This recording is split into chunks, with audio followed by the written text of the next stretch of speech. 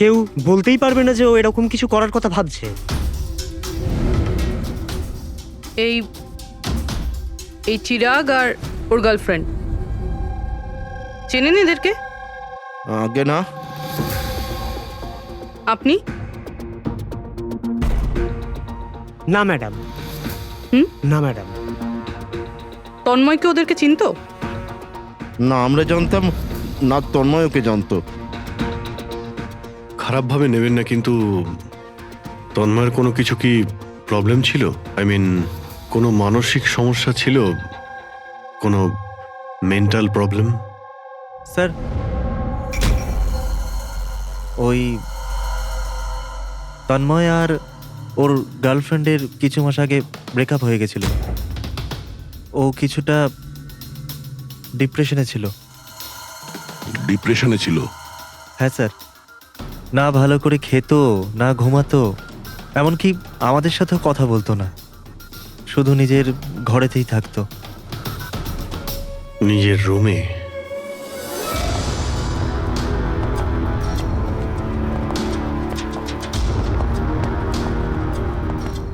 আপনারা এখানেই দাঁড়ান।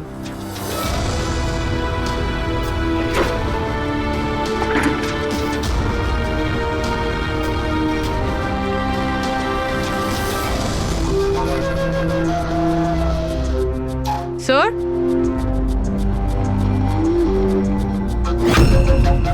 এটা কিসের চিহ্ন?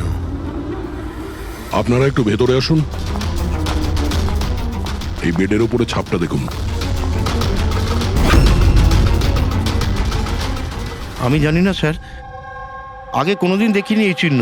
স্যার আমরাও দেখিনি।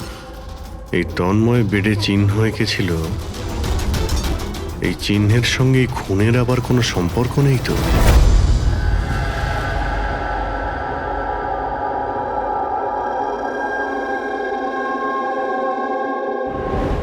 স্যার, ইন্টারনেটে চেক করেছি আর লাইব্রেরিতে গিয়ে অনেক বইয়ের মধ্যেও দেখলাম, কিন্তু এই চিহ্নটার ব্যাপারে কিছু জানতেই পারলাম না স্যার।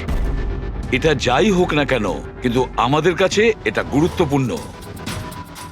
এই তন্ময় কলেজ স্টুডেন্ট, কোনো অচেনা শহরে গিয়েছে আর ওখানে কোনো অপরিচিত লোকের প্রাণ নেয় আর ও নিজে আত্মহত্যা করে, অথচ এই সব কিছুর পেছনে কোনো কারণ জানা যায়নি, কিচ্ছু না। না, এই ধাঁধার উত্তর এই চিহ্নটার মধ্যেই আছে। স্যার, হ্যাঁ, স্যার আমি তন্ময়ের ল্যাপটপটা চেক করেছি। কি পেয়েছো? স্যার নিশানের ব্যাপার তো ছেড়ে দিন, এই ল্যাপটপটাতে তো কিছুই নেই। কি? সব ফাইল ডিলিট করে দেওয়া হয়েছে, পুরো ল্যাপটপটা খালি স্যার। আমাদের কাছে রিকভারি সফটওয়্যার আছে, সেটা ট্রাই করে দেখো, যা ডিলিট হয়েছে সব পেয়ে যাবে। চেষ্টা করেছিলাম স্যার আমি, তাহলে? কিন্তু ফাইল এমন ভাবে ডিলিট করা হয়েছে যে রিকভারি সফটওয়্যারও এটাতে কাজ করছে না। এটাই বুঝতে পারছি না, তন্ময় ডিলিট করেছে নাকি অন্য কেউ করেছে। অভিজিৎ, সে যেই হোক না কেন, সে জানতো যে তন্ময়ের মৃত্যুর পর ল্যাপটপটা আমাদের কাছে আসবে, সেই জন্য সব প্রমাণ মুছে দিয়েছে। স্যার, হ্যাঁ, এই দেখুন স্যার, বিয়ে বাড়িতে নিমন্ত্রিত একজন তার নিজের মোবাইল ফোন দিয়ে এটা রেকর্ড করেছিল। মাই গড। স্যার, এ মারা যাওয়ার আগে চোখ বন্ধ করে কি যেন বিড়বিড় করছিল। হ্যাঁ, ফেডরিক, আবার একটু চালাও তো, স্লো মোশনে। হ্যাঁ, যে এরকম একটা কিছু বললো না? স্যার জান, ও জান বলছে স্যার। তারপরে আচ্ছা, তন্ময় কার নাম করছিল? জান? জান নাকি যে দিয়ে শুরু অন্য কোনো নাম?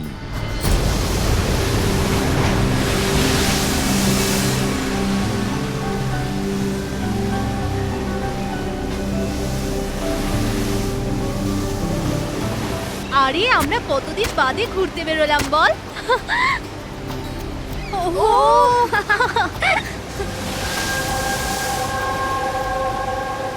নেহা কোথায় যাচ্ছিস ওখানে? নেহা, নেহা, নেহা শোন তো। নেহা, নেহা, নেহা।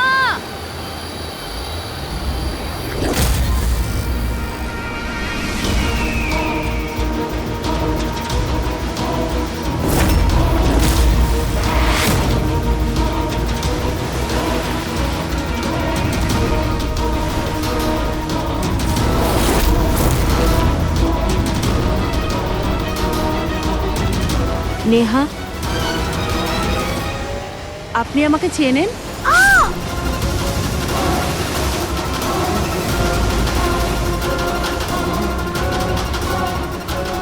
নেহা চোখ খোল, নেহা চোখ খোল। কি হয়েছে তোর নেহা?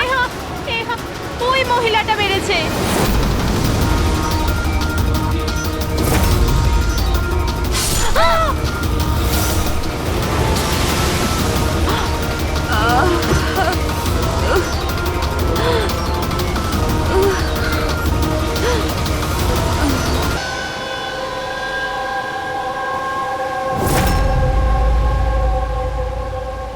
পঙ্কজ, ওই দিকটা চেক করো।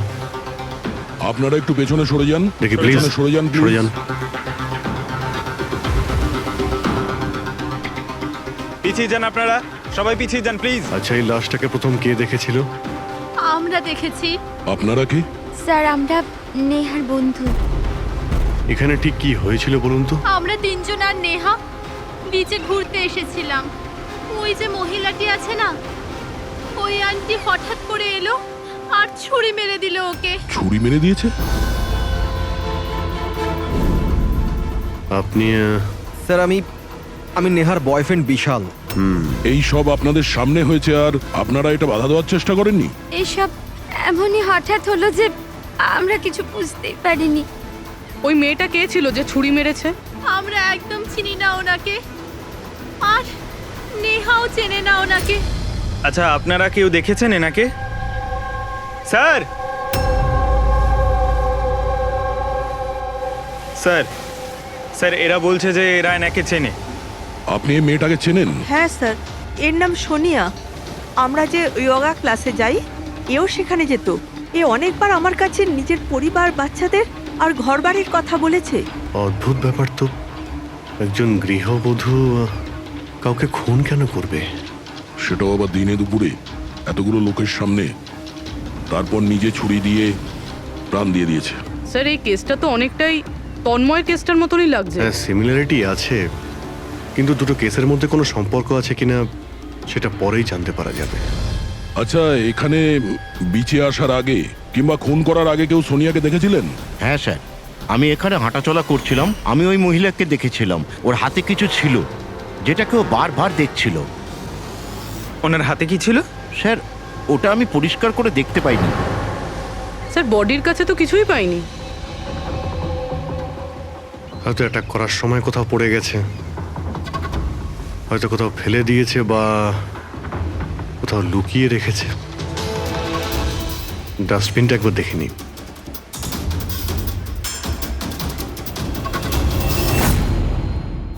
হ্যাঁ পুরবি, কিছু পেলে কি? স্যার, ডাস্টবিন থেকেই ফটোর টুকরোগুলো পেয়েছি, ওটাই জুটছি। 5 মিনিট। ঠিক আছে। স্যার, হ্যাঁ স্যার, সোনিয়া যে কলোনিতে থাকে সেখানে গিয়ে জিজ্ঞাসাবাদ করেছি আমরা, কিন্তু ওখানে সবাই বলছে যে ও খুব ভালো আর দয়ালু মনের মহিলা ছিল। এর নাম সোনিয়া। এ অনেকবার আমার কাছে নিজের পরিবার, বাচ্চাদের আর ঘরবাড়ির কথা বলেছে। সে আজকে কাউকে খুন করলো? আরো একটা কথা জানা গেছে স্যার, 7 মাস আগে সোনিয়া 10 বছরের ছেলে কোনো একটা অ্যাক্সিডেন্টে মারা গেছে। তারপর থেকে খুব ডিপ্রেশনে ছিল। এই কেসটা তো একেবারে তন্ময়ের মতন কেস। তন্ময় ওই ছেলেটাকে মেরেছিল, তখনও ডিপ্রেশনে ছিল। তন্ময় আর ওর গার্লফ্রেন্ডের কিছু মাস আগে ব্রেকআপ হয়ে গেছিল। ও কিছুটা ডিপ্রেশনে ছিল। আর স্যার, সোনিয়ার যে ল্যাপটপ ছিল সেটা তন্ময়ের ল্যাপটপের মতো একদম খালি রয়েছে। বোঝো স্যার, এটা তো একদমই হতে পারে না যে দুজন সাধারণ মানুষ খুন করে আবার আত্মহত্যাও করে নিয়েছে। দুটো কেসের মধ্যে কোনো না কোনো সম্পর্ক তো নিশ্চয়ই আছে। হ্যাঁ। স্যার, হ্যাঁ স্যার, জুড়ে গেছে স্যার। নেহার ছবি এটা। মানে সোনিয়া নেহার ফটো দেখছিল বিচে বসে।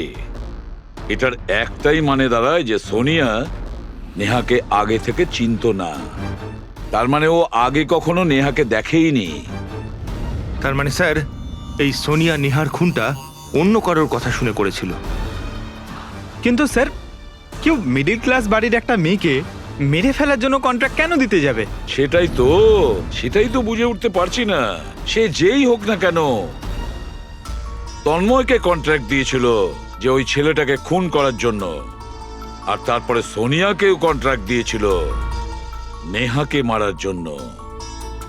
তবে স্যার এই খুনিকে আমাদের তাড়াতাড়ি ধরতে হবে, না হলে জানি না হয়তো এরকম কাজ করতে আরো অন্য কাউকে বাধ্য করছে। খুব মন দিয়ে দেখো এই ফটোটা, এই ফ্রেমটা দেখতে পাচ্ছো? আরে হ্যাঁ স্যার, ফটোটা ক্রপ করা হয়েছে নাকি? হ্যাঁ ফ্রেডি, এই যে বর্ডারটা দেখছো এটা ফটো ফ্রেম। অন্য কোনো ফ্রেম থেকে জুম করে এই ফটোটা তোলা হয়েছে। এই যে এই মাঝখানে কাঁচের রিফ্লেকশনও আছে। তার মানে কেউ এই ফটো ফ্রেম থেকে ছবি তুলে এই ফটো সোনিয়াকে দিয়েছিল।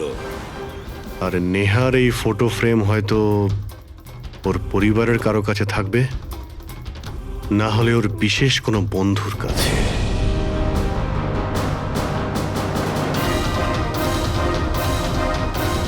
স্যার, দুজন বন্ধুর বাড়িতে তো কিছুই পাইনি।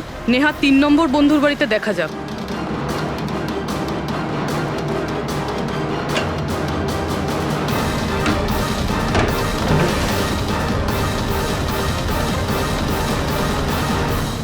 স্যার, হ্যাঁ পুরবি, স্যার এটা তো সেই ছবিটা। কারেক্ট। ওই ছবিটা বের করো তো।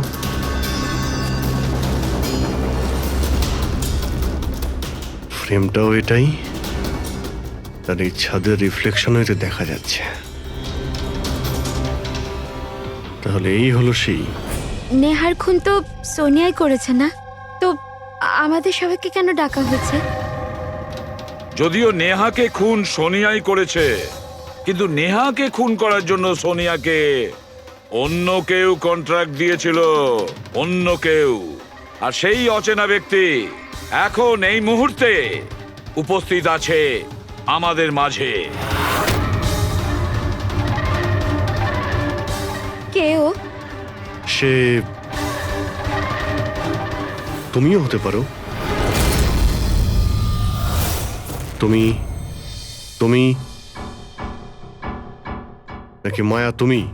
আমি কেন খুন করব? ও তো আমার বেস্ট ফ্রেন্ড ছিল। এটাই তো আমরা জানতে চাইছি মিস বেস্ট ফ্রেন্ড। কেন তুমি নেহাকে খুন করিয়েছো? হোয়াট? মায়া তুমি? হ্যাঁ, ওর ঘর থেকেই আমরা এই ফটো ফ্রেমটা পেয়েছি। আর এই ফটোটা থেকেই নেহার ফটোটা ক্রপ করে দেওয়া হয়েছিল সোনিয়াকে কন্ট্রাক্ট দেওয়ার সময়। নেহার ছবি তো আমাদের সবার কাছে আছে, আর তাও ফ্রেম করে রাখা আছে। Then why me? সেটা এই কারণে মায়া, বাকিদের কাছে যে ফটোগুলো আছে না, তাতে তোমার ঘরের ছাদ নেই, ছাদের রিফ্লেকশন। তাড়াতাড়ি বলো। আমি মারতে বলেছিলাম নেহাকে, কারণ আমি বিশালকে ভালোবাসি। আর নেহা প্রথম থেকে এই কথাগুলো জানতো। নেহা আমার বেস্ট ফ্রেন্ড ছিল, ও আমার ফিলিংস নিয়ে একটুও ভাবেনি। এরা দুজন বিয়ে করতে চলেছিল। কিন্তু মায়া, তুমি এটা কেন করলে? তুমি জানোই তো যে আমি নেহাকে কতটা ভালোবাসি, তাই না? যদি আমি নিজের ভালোবাসা না পাই, তো অন্য কেউ সেটা পাবে না। তার জন্য আমি ইন্টারনেটে নেহা বিশালকে আলাদা করার আলাদা আলাদা উপায় খুঁজতে লাগলাম। একদিন কেউ আমাকে অনলাইন কন্ট্যাক্ট করলো আর বলল ডার্ক ওয়েবে একটা সিক্রেট ওয়েবসাইট আছে, যদি সেখানে আমরা টাকা দিই যে কারুর খুন করাতে পারি। ওই ওয়েবসাইটের নামটা কি? আমি ওয়েবসাইটের নামটা জানি না, কারণ উনি আমাকে বলেননি সেটা। কিন্তু এটা বলেছিলেন যে নেহার একটা ছবি আর 20 লাখ টাকা দিলে আমার কাজ হয়ে যাবে। তার জন্য আমি আমার মায়ের হীরের হারটা বেচে দিয়েছি আর ওনাকে টাকা দিয়ে দিয়েছি। ওই লোকটার সঙ্গে তুমি দেখা করেছিলে? না স্যার, কারণ উনি বলেছিলেন ব্যাগে টাকা আর নেহার ছবি রাখার জন্য, আর আর রাস্তায় রেখে দিতে, আর স্পেশালি বলেছিল পেছন ফিরে না দেখতে। ব্যাস, আমি তো সেটাই করেছি। স্যার, এটা কেমন ওয়েবসাইট যেটা প্রকাশ্যে কাউকে খুন করার কন্ট্রাক্ট নিয়ে থাকে? জানি না, কিন্তু তন্ময়ের বাড়ি থেকে যে চিহ্নটা পেয়েছি, ওই চিহ্নের সঙ্গে নিশ্চয়ই এই ওয়েবসাইটের কোনো না কোনো সম্পর্ক আছে। আমায় ক্ষমা করে দিন স্যার, আমার খুব বড় ভুল হয়ে গেছে। আমার নিজের বন্ধুকে মেরে ফেলা উচিত হয়নি। ভুল নয়, তুমি অপরাধ করেছো। ইন্টারনেটে এরকম অনেক কেউ আছে যে তোমাদের মতো বোকাদের কাজে লাগিয়ে টাকা ইনকাম করে। এদের থেকে সবসময় সাবধান থাকা উচিত। আমার ভুল হয়ে গেছে, প্লিজ ক্ষমা করে দিন। মায়া, ক্ষমা করলে আইন তোমাকে করবে, কিন্তু তোমাকে আমাদের সাহায্য করতেই হবে, বুঝেছো?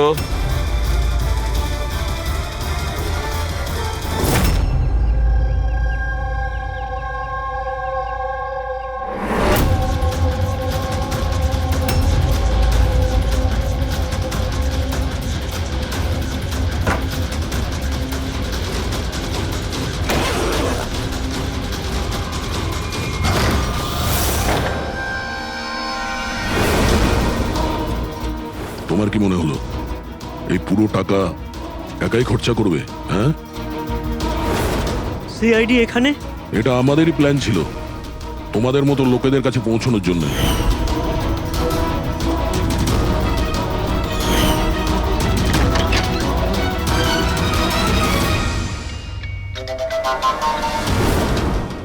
এই এই ভাই, কি আছে? খেলো এ? মুখ খোল, মুখ মুখ খোলো। খোল। মুখ খোলো। এই এ তো মরে গেল। স্যার, এর নিশ্চয়ই কোনো বস আছে স্যার, ওই ওয়েবসাইটের, যারা মানুষকে মারার কন্ট্রাক্ট নেয় স্যার। ও, মনে হচ্ছে এই ভয়েই ও আত্মহত্যা করে ফেললো। একটু দেখো এখানে কিছু পাওয়া যায় কিনা।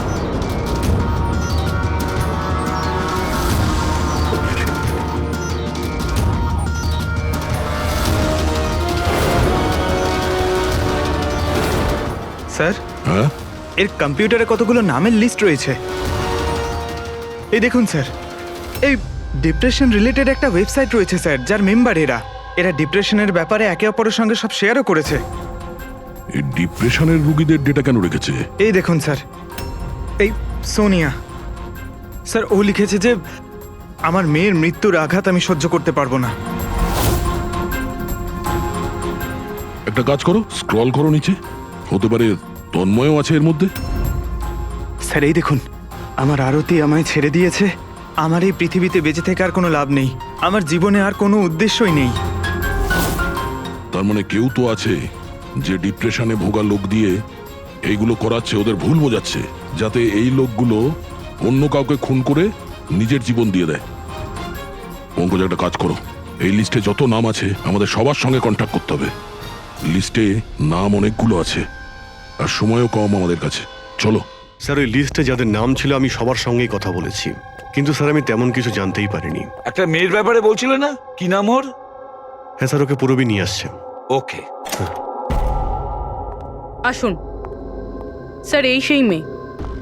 ওর স্বামীর মৃত্যুর পর ওই ফোরামে ওই পোস্ট লিখতো। হ্যাঁ স্যার। শোনো, এই সিম্বলটাকে দেখো। স্যার, এটা তো ওই চিহ্নটাই যেটা ওই। দেখুন, আপনি ভয় পাবেন না, এই ব্যাপারে আপনি যা যা জানেন সব বলে দিন। স্যার, অ্যাকচুয়ালি কিছু সপ্তাহ আগে আমার কাছে একটা মেল আসে, যেটায় লেখা ছিল যে কেউ একটা ওয়ার্কশপ করছে, যেটায় তারা ওই লোকগুলোকে সাহায্য করতে চেয়েছিল যারা নিজের কাউকে হারিয়েছে। ও, তো ব্যাস, আমি ওই ওয়ার্কশপের জন্য হ্যাঁ বলে দিয়েছিলাম। তারপরে?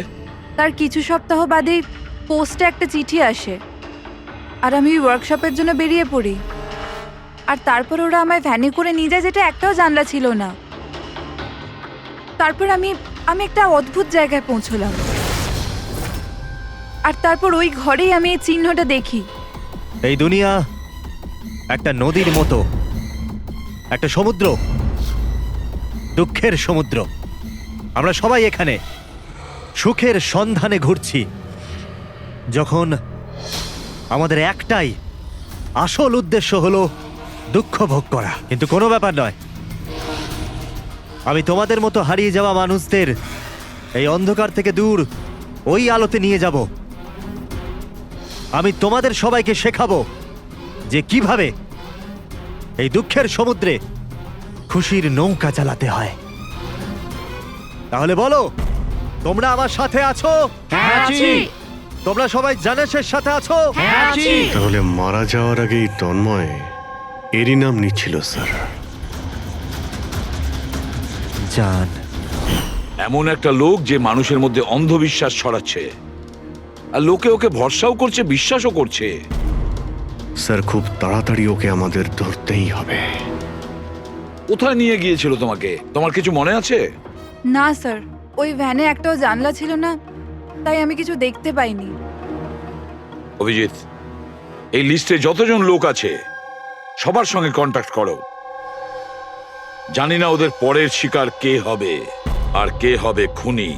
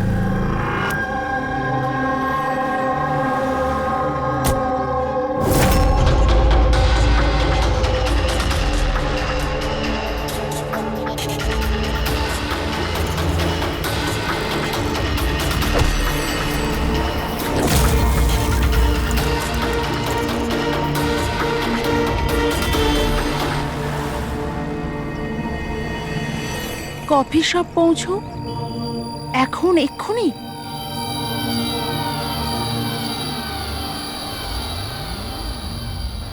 আচ্ছা, ওরা তোমায় কোথায় নিয়ে গিয়েছিল, কত দূরে, কোথায়, কিছু কিছু মনে আছে তোমার? এত সপ্তাহ হয়ে গেছে যে আমার কিছুই ভালো করে মনে নেই। কিন্তু তোমার কিছু তো মনে আছে? ওখানে যেতে কতটা সময় লেগেছিল? আই থিঙ্ক আধ বা 1 ঘন্টা অ্যাপ্রক্সিমেটলি লেগেছিল। ও সরি। স্যার, আমার আরেকটা জিনিস মনে পড়েছে, যে রাস্তা দিয়ে ওই ফ্যানটা যাচ্ছিল ওই রাস্তা অনেক গর্ত ছিল, আর ট্রেনের আওয়াজও শুনতে পেয়েছিলাম আমি। আচ্ছা, আর যখনই ট্রেনের আওয়াজটা শুনতে পেয়েছিলাম তার কিছুক্ষণ বাদে ভ্যানটা থেমে গেছিল। তাহলে তো আমরা সঠিক রাস্তাতেই এসেছি। এই নাও কফি খাও। আপনি আমাকে এখানে ডেকেছেন?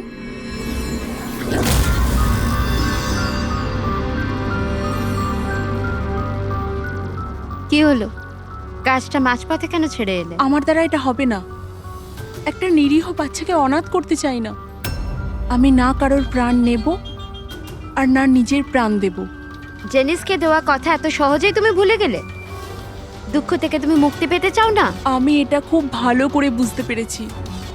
দুঃখের থেকে মুক্তি পেতে নিজের প্রাণ নয়, বরং জীবনের সমস্যা থেকে লড়াই করে পাওয়া যাবে।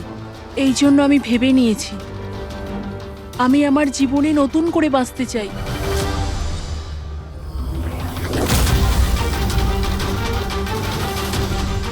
কেন নয়? জেনিসে তো এটাই বলতে চেয়েছিল যে সব মানুষের নিজের জীবনে নিজে চলার মতো অধিকার আছে। আমি তোমাকে টাকা দেব একটা নতুন শহরে নতুন জীবন শুরু করার জন্য। সত্যি? Thank you. Thank you so much. শুধু থ্যাংক ইউ এ কাজ চলবে না, তোমার আমাকে কফিও খাওয়াতে হবে। আমি তোমাকে কফি খাওয়ালাম না, এবার তোমার পালা। কেন নয়? Waiter, yes ma'am. একটা coffee. Sorry ma'am, self service.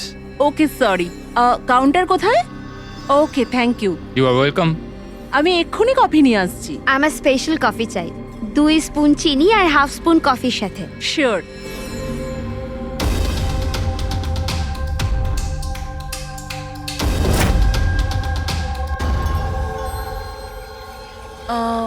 এক কাপ কফি, মিল্ক 1 চামচ, চিনি।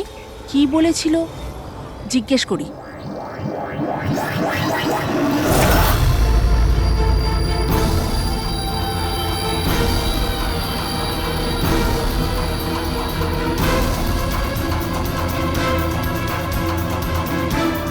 এটা কি মেশাচ্ছে আমার কফিতে?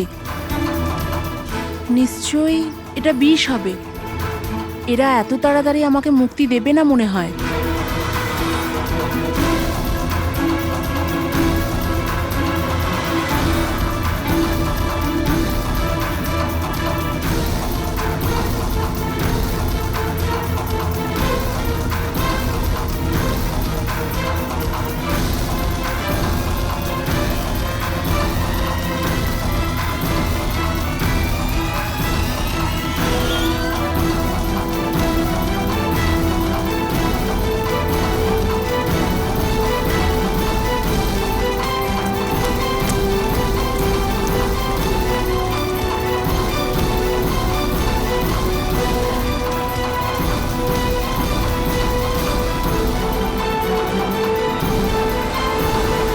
হ্যালো, একটা খারাপ খবর আছে, মিশন ফেল হয়ে গেছে।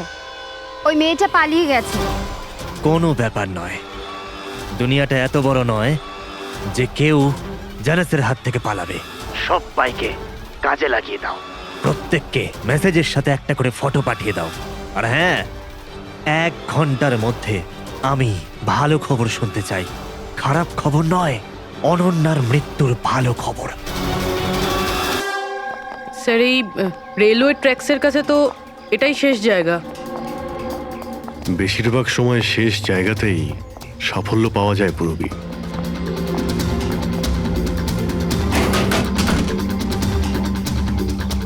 কার সাথে দেখা করতে চান? এই ফার্ম হাউসের মালিককে? মালিক তো বিদেশে থাকে, আমি এখানকার কেয়ারটেকার। তাহলে ফার্ম হাউসটা একবার দেখে নি। বাহ বাহ বাহ, আপনার মালিকের বাংলো তো আরে, খুবই স্যার। সুন্দর। হ্যাঁ, আরে আপনারা দাঁড়ান, কোথায় যাচ্ছেন আপনারা? হ্যাঁ, যদি আপনারা ফার্ম হাউস কিনতে চান তো ভুলে যান, আমাদের সাহেব বিক্রি করবে না। কোনো ব্যাপার না, আমি অন্য ফার্ম হাউস কিনে নেব। আচ্ছা, এখানে কি আশেপাশে আছে কোনো খালি বাড়ি বা কোনো ফার্ম হাউসের মতো? স্যার, 15 মিনিট এগিয়ে গেলে একটা ফার্ম হাউস আছে, ফাঁকাই থাকে, পারলে আপনারা দেখে নিন।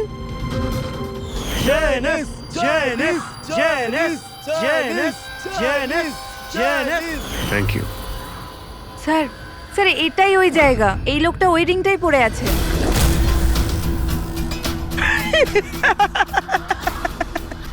তোমাদের কি মনে হয় আমি তোমাদের চিনতে পারিনি? আরে তোমরা সিআইডি অফিসার, আমি দূর থেকেই তোমাদের চিনে ফেলেছি, বুঝেছো? খুব বড় ভুল করেছো আমাদের চিনে ফেলে। তোর মালিক কোথায় বল, কোথায় পাবো ওকে? আমি জানি না স্যার। ওর পার্টি কোথায় হয়? নিচে এখানকার হল ঘরে হয় স্যার। এর পরের টার্গেট কে? আমি জানি না স্যার। তোরা কাকে খুন করতে চলেছিস? বলছি স্যার, বলছি।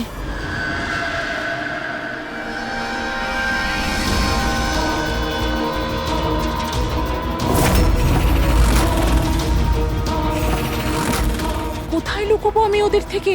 কোথায় যাব আমি? ফোনটাও এখনই বন্ধ হলো। কি করব আমি? ভিড়ের মধ্যে চলে যাই, তখনই বাঁচবো আমি।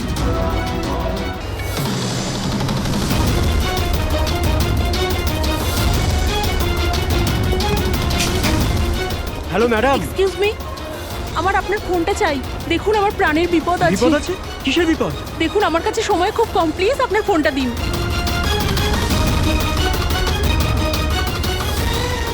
ফোনটা তোলো।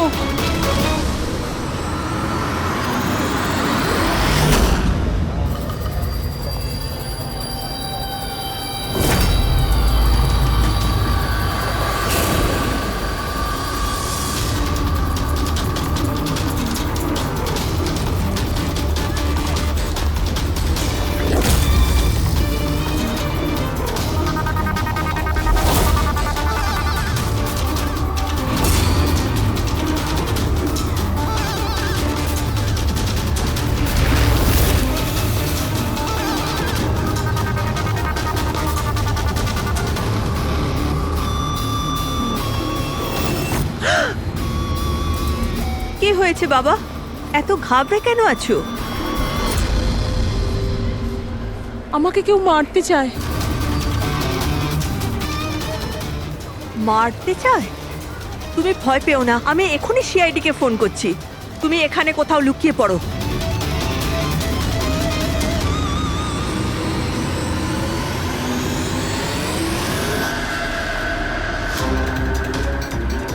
Sir sir sir sir sir আমি আপনাদের ফোন করেছিলাম। এই মেয়েটাই ছিল? হ্যাঁ স্যার, এই মেয়েটাই ছিল। মেয়েটা কোথায়? স্যার একটু আগে তো এখানেই ছিল, এখন জানি না কোথায় গেল। Thank you. হ্যাঁ। চলো আমরা খুঁজে দেখি।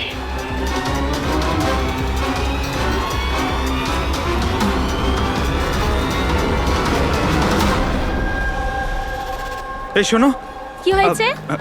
সরি, আপনি এই মেয়েটাকে দেখেছেন? আপনি কে? আরে বাবা, আমি সিআইডি অফিসার। দেখেছেন আপনি ওকে? একটু ভালো করে দেখুন। না।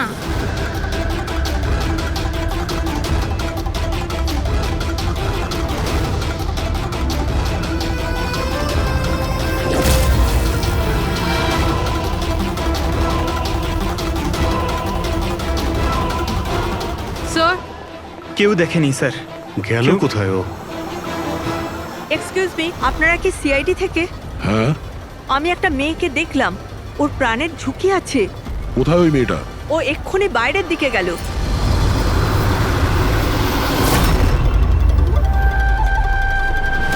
আমি তো এখানে। উনি সিআইডি কে বাইরে কেন পাঠাচ্ছেন? স্যার,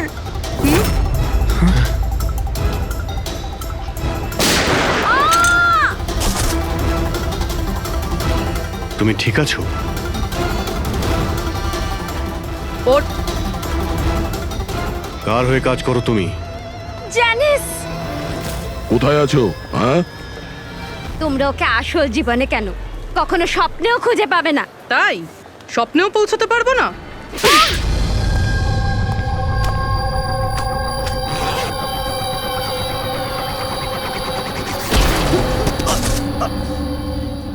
আরে স্যার, আপনি যাচ্ছেন কোথায়? হ্যাঁ, আপনার সঙ্গে আমরা দেখা করতে এসেছি আর আপনি চলে যাচ্ছেন? বলুন না, দুঃখের চিকিৎসা কি? দুঃখের চিকিৎসা মেকআপ সরিয়ে আসল চেহারাতে ফিরে আসা। কি ঠিক বললাম তো? খুব ভালো অ্যাক্টিং করো তো বন্ধু তুমি। হ্যাঁ, তোমার তো বেস্ট অ্যাক্টর অ্যাওয়ার্ড পাওয়া উচিত। একজন কলেজ স্টুডেন্ট হয়েও তুমি বুড়োর এত ভালো অ্যাক্টিং করছো। ঠিক বলছি তো মিস্টার আমান?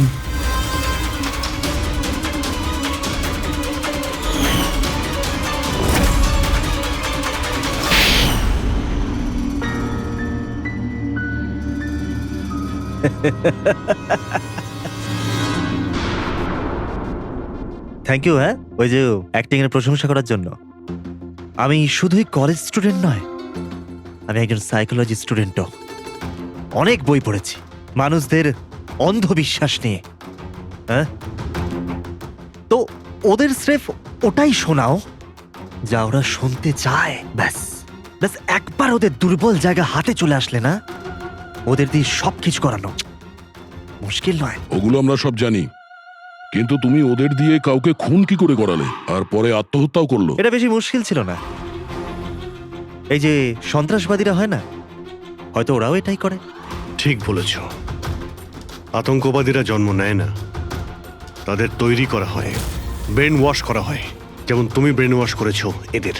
হ্যাঁ, আমি সবার প্রথমে ডিপ্রেসড লোকেদের লিস্ট করেছি। কেউ নিজের গার্লফ্রেন্ডের চলে যাওয়ার কারণে ডিপ্রেসড ছিল, কেউ নিজের ছেলের মৃত্যুতে দুঃখী ছিল, ইত্যাদি ইত্যাদি। সো ওদের ভেতরে প্রথমেই আত্মহত্যার লুকোনো আগুন ছিল। ব্যাস, আমি তো ওই লুকোনো আগুনের ফায়দা তুলেছি। আর সেটার সুযোগ নিয়ে তুমি নিজের কাজ হাসিল করেছো। আমি তো শুধু ওদের এটাই বিশ্বাস করিয়েছিলাম যে ওই বেচারাদের সাথে ভুল হয়েছে, আর ওদের শুধু আমি ন্যায় বিচার দেব। কিন্তু এরা সবাই তো পড়াশোনা করা লোক ছিল, যারা সঠিক কি ভুল কি তার পার্থক্য বোঝে। তাহলে ওদের দিয়ে কি করে করালে খুব? আরে মুশকিল কি স্যার, এখন ওই সোনিয়ার কথাই ভাবুন না। ওর ছেলের মৃত্যু একটা অ্যাক্সিডেন্টে হয়েছিল, তো আমি ওকে শুধু এটাই বিশ্বাস করিয়েছিলাম যে এমন পৃথিবীতে অনেক লোক আছে যারা এরকম কাজ করে আরামে বেঁচে আছে। তাই আমি সোনিয়াকে এটাই বলেছিলাম যে ওর জীবনের স্রেফ একটাই উদ্দেশ্য, যে এই সব লোকেদের মধ্যে একজনকে মেরে দিক, আরও পরের জন্মে গিয়ে ছেলের সাথে দেখা করতে পারবে। তারপর কি হলো, ও প্রথমে নেহাকে খুন করলো আর তারপর নিজেকেও মেরে দিল। ব্যাস স্যার, এভাবেই সোনিয়ার মতো অনেককেই আমি মিথ্যে প্রতিশ্রুতি, মিথ্যে আশা দিলাম, আর যেটা আমি চাইছিলাম সেটাই ওদের দিয়ে করালাম।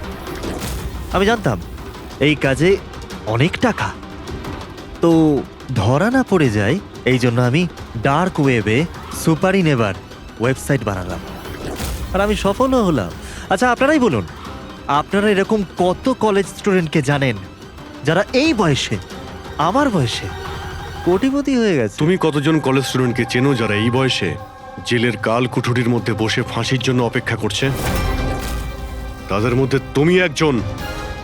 লোকে চোখের জল মোছানো, তাদের দুঃখে তাদের সঙ্গে থাকা ভালো কাজ, কিন্তু এই ভালো কাজেও তুমি লোভের বীজ ঢুকিয়ে দিয়েছো। আশা করি যে তোমাকে দেখে লোক শিক্ষা নেবে আর কোনো অন্ধবিশ্বাসে বিশ্বাস করবে না। তুমি যা করেছো তার শাস্তি তো তোমায় ভোগ করতেই হবে।